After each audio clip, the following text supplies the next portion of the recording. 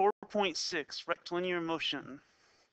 We're going to be talking a lot about position, velocity, and acceleration today, which should sound slightly familiar, the velocity part. We did that back in chapter 1 or 2. Also, if you took physics or are taking physics, a lot of this is going to seem really familiar because it's the same stuff you do in physics, just with more math, because you're in calculus.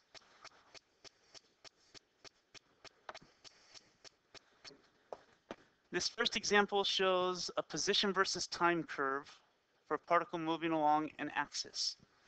It tells us to describe the position of the particle changing with time. So as we can see at time 0, we're at position -3. As we start having time go forward, our position increases until we get to t = 4. Let's talk about what that means. The position is increasing, which means our slope is positive, which really means our velocity is positive from 0 to 4.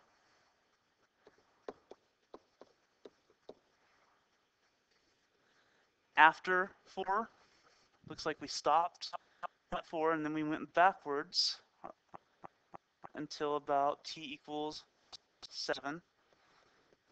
By going backwards, that means we have a velocity that's going in the negative direction.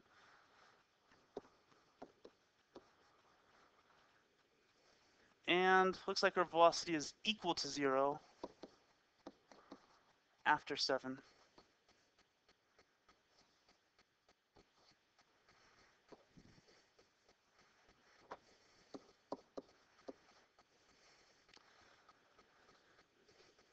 Notice everywhere that we said the velocity was greater than 0, the slope was greater than 0. Everywhere we said the velocity was less than 0, the slope was negative. Everywhere we said the velocity was 0, the slope was 0. That's not coincidence.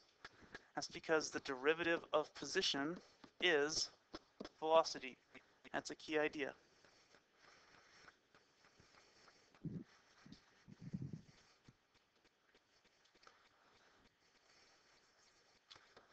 Turns out that the derivative of velocity is also something important. It's called acceleration, which is a new idea. We'll be using velocity and acceleration to determine whether something is speeding up or slowing down. That comes later in this lesson.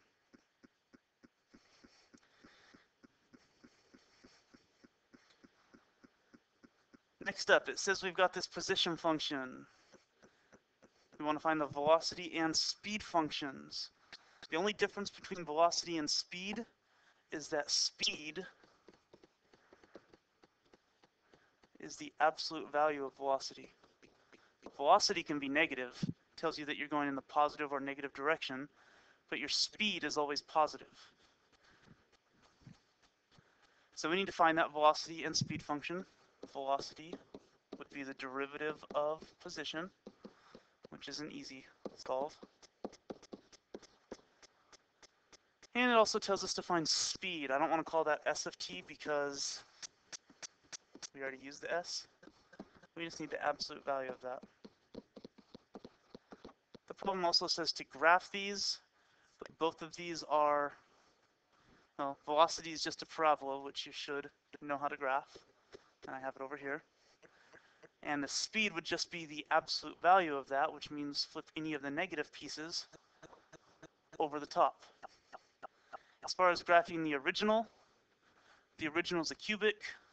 I'm not going to go into the details of graphing that right now, but things I'd be looking for are maximum, minimum, endpoints, inflection points, all of that stuff we learned in earlier parts of the chapter. Concave up, concave down, x-intercepts, y-intercepts.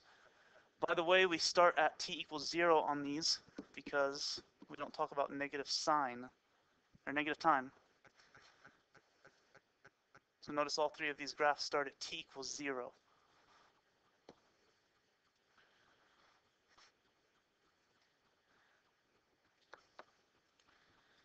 Example 3 says, here's our function. let's find the acceleration. So we started with s. Our first derivative gives us velocity, as we've already seen. Our second derivative is going to give us acceleration. And it says also to show the graph of acceleration versus time. Clearly this is a straight line, 16 minus 12. X-intercept at 2. What this tells us is that our acceleration is negative from t equals 0 to t equals 2. And our acceleration is positive from t equals 2 on. We're about to combine stuff that we know about acceleration and velocity to determine whether something is speeding up or slowing down. Key ideas right here in this blue box. Tells us that if velocity and acceleration have the same sign, that means we're speeding up. If velocity and acceleration have different signs, we're slowing down. Before I look at example 4, I'm going to look at another side quest to show you what that means with a picture. If velocity and acceleration are both positive, that means our slope has to be positive, and our second derivative has to be positive, which means concave up. So positive slope, concave up. Think of what that would look like on a position versus time graph. Our position is getting bigger and bigger the more we go to the right. So of course we're speeding up.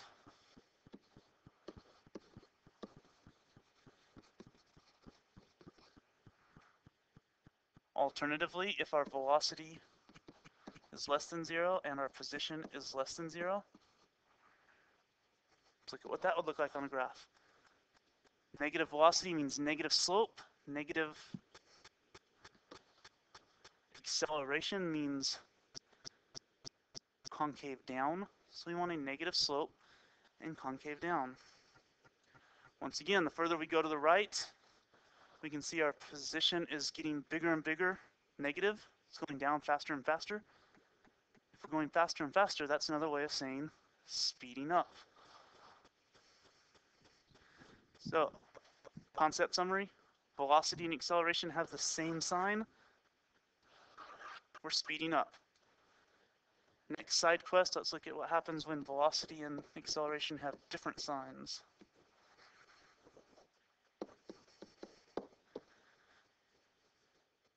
Means our slope has to be positive, but we need to be concave down.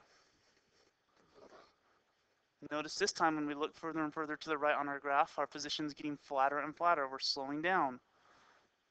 So the signs are different. We're slowing down. Alternatively, if we have a negative velocity but a positive acceleration, graphically that would mean that we need to be negative slope but concave up.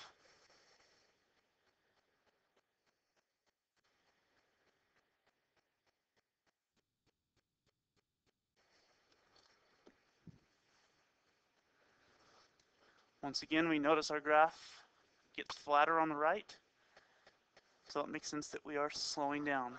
Moral of the story, the signs of velocity and acceleration are different, therefore we're slowing down. Back to example 4. In examples 2 and 3, we found the velocity versus time curve and acceleration versus time curve.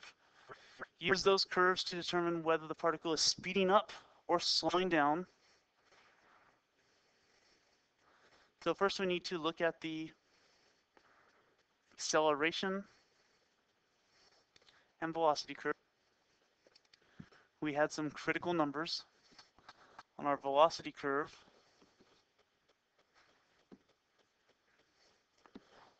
We'll redraw a rough sketch of that.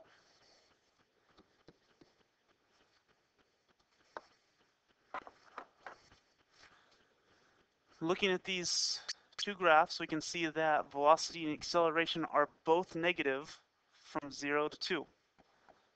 From 0 to 2, we're negative on acceleration. From 0 to 2, we're also negative on velocity.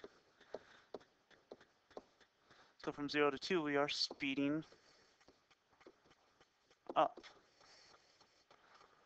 After 2, from 2 forever after that, where acceleration is positive, but velocity is not positive starting at 2. From 2 to 4, velocity is negative, but acceleration is positive. Different signs. So from 2 to 4, we are slowing down. After 4, acceleration and velocity are both positive, so they have the same sign. So when t is bigger than 4, we are speeding up.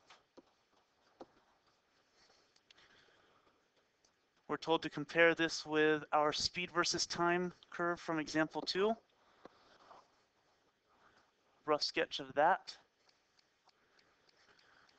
We can see that our speed is increasing from 0 to 2 and from 4 on, which is what we just said above.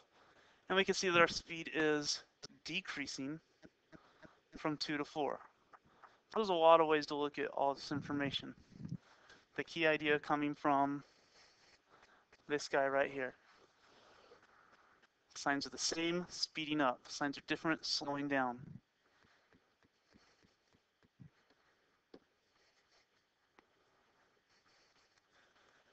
This box here kind of summarizes everything I've been talking about so far. If you want to take a chance to just read over that, go ahead and pause the video and do so. It's a good reference.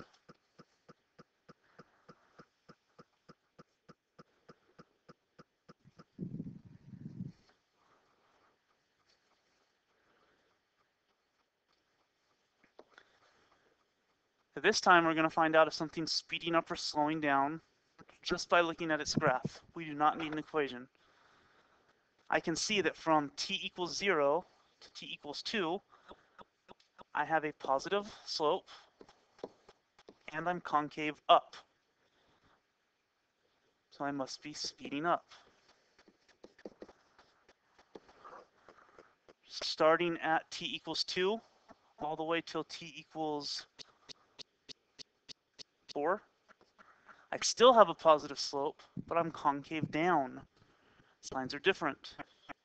So from 2 to 4, because my acceleration is negative, but my velocity is positive, different signs, I am slowing down.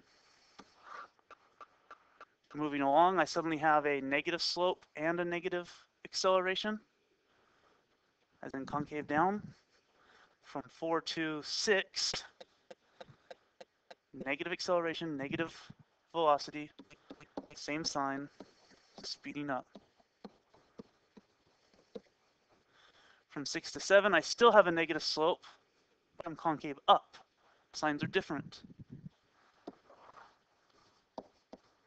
Since the signs of the velocity and acceleration are different, slowing down. After that, from 7 on, my position isn't changing, so I'm not speeding up or slowing down.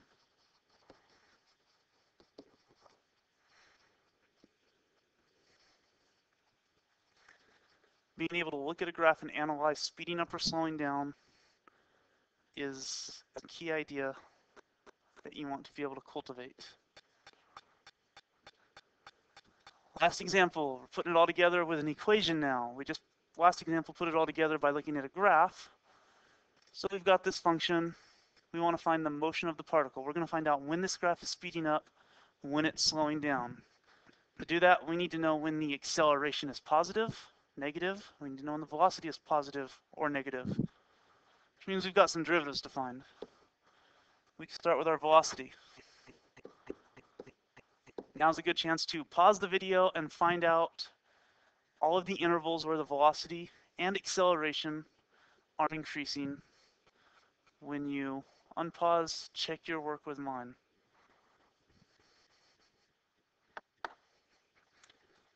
Go ahead and check your intervals with mine. I have not plugged in numbers yet.